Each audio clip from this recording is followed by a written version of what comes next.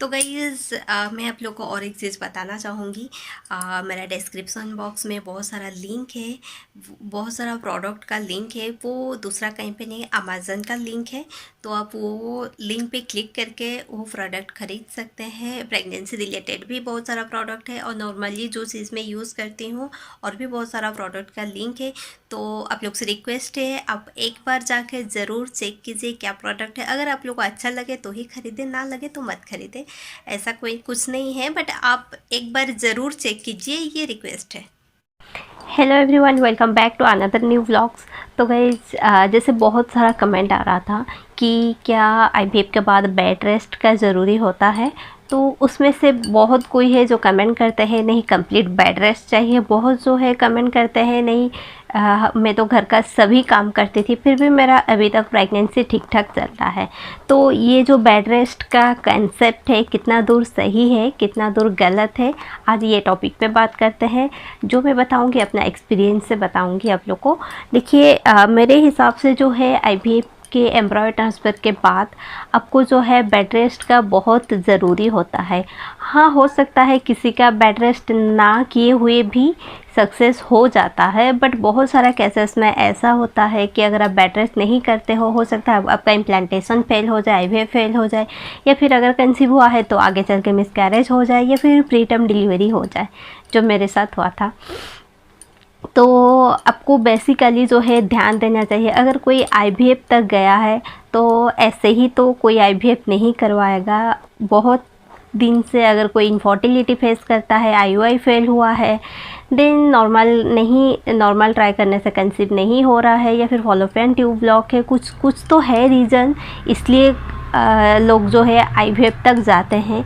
अगर हम लोग आईवीएफ तक जाते हैं तो उसमें बहुत सारा मतलब आईवीएफ का ट्रीटमेंट जो है फाइनेंशियली, मैं बहुत बार बोल चुकी हूँ कि आईवीएफ का ट्रीटमेंट जो है फाइनेंशियली, मेंटली और फिज़िकली पेनफुल होता है। ये आप लोग को भी पता होगा, बहुत पेनफुल होता है।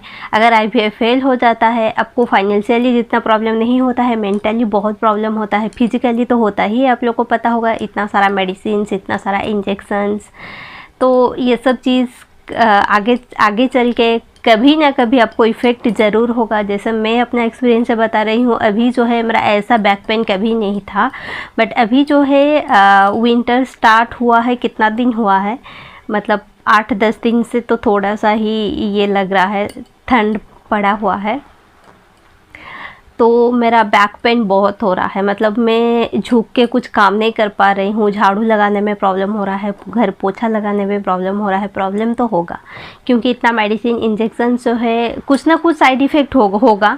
मतलब जैसे मेरा बैक पेन हो रहा है, हो सकता है किसी और का और कुछ हो, और कुछ हो सकता है। तो ऐसे जो है हम लोग इतना दर्द सहते हैं, इतना, और आप लोग को पता होगा फाइनेंशियली कितना प्रॉब्लम होता है। जो करता है आईवीएफ उसी को ही पता होता है फाइनेंशियली कितना प्रॉब्लम होता है।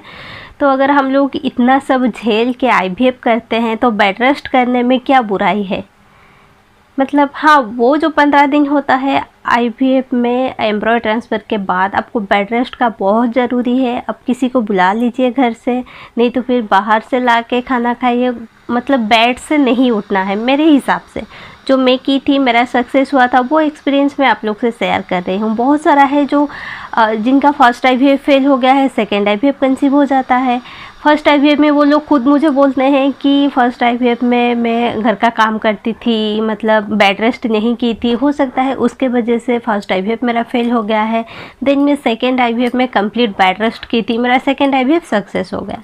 तो ऐसा ज़रूरी नहीं कि सबका केसेस में ऐसा हो कि अब घर का काम करने से आपका सक्सेस भी हो जाता है। कुछ भी काम करने से, घर का हो या बाहर का हो, बहुत सारा लेडीज़ जो है बाहर चले जाते हैं ट्रैवल करने के लिए, घूमने के लिए, उनका भी सक्सेस हो जाता है। बहुत सारा है घर पे बेड पे सो के रहने का बाद भी फेल हो जाता है। तो हम लोग अपने तरफ से जितना कर सकते हैं उतना करना चाहिए। हम लोग के तरफ से 100% देना चाहिए, जिससे बाद में रिग्रेट ये ना हो कि मैं बेड रेस्ट नहीं की थी, उसके वजह से जो है मेरा फेल हो गया। तो मैं तो आप लोग को यही सलाह दूंगी कि अगर आपका एम्ब्रॉयडरी ट्रांसफ़र हो रहा है तो आपको बेड रेस्ट बहुत ज़रूरी है। आप बेड रेस्ट ज़रूर कीजिए। उसके बाद जो है भगवान के हाथ में है, जो होगा देखा जाएगा। हम मतलब ऐसा रिग्रेट नहीं होना चाहिए कि अपने तरफ से गलती हो गया। सॉरी, मुझे बहुत सर्दी हो गया है और सर्दी होने से बात करने से मेरा खांसी भी होता है। तो गाइस ऐसा होता है। तो जो बोलते हैं कि हाँ बेड रेस्ट करना ज़रूरी है, उनका बात भी सही है। जो बोलते हैं नहीं घर का काम धंधा करने से कोई प्रॉब्लम नहीं है, उनका बात भी सही है, इसलिए कि उनको कोई प्रॉब्लम नहीं हुआ है। तो वो जो है अपना एक्सपीरियंस बता रहे हैं। बाकी जो है मैं अपना एक्सपीरियंस से आप लोग को मेरा जो कहना था वो मैं बताइए। बाकी आप लोग का मर्ज़ी, अगर आप लोग को ठीक लगे तो बेड रेस्ट कीजिए, नहीं तो अगर आप लोग को लगता है नहीं ये काम करने से कोई फ़र्क नहीं पड़ेगा देन आप बेड रेस्ट नहीं कर सकते हैं। बट मैं तो आप लोग को यही सलाह दूंगी कि आप कंप्लीट बेड रेस्ट कीजिए। सिर्फ 15 दिन का बात है। आप इतना दर्द सहते हो, इतना पैसा खर्चा करते हो, तो इतना तो कर ही सकते हो, उसका आगे ये कुछ भी नहीं है। तो आप लोग से रिक्वेस्ट है कि आप लोग ट्राई कीजिए कंप्लीट बेड रेस्ट करने के लिए। तो गाइस अगर आप लोग मेरे चैनल पर नए हैं तो चैनल को सब्सक्राइब कर लीजिए, साथ में नोटिफिकेशन बेल आइकन को भी प्रेस कर लीजिए।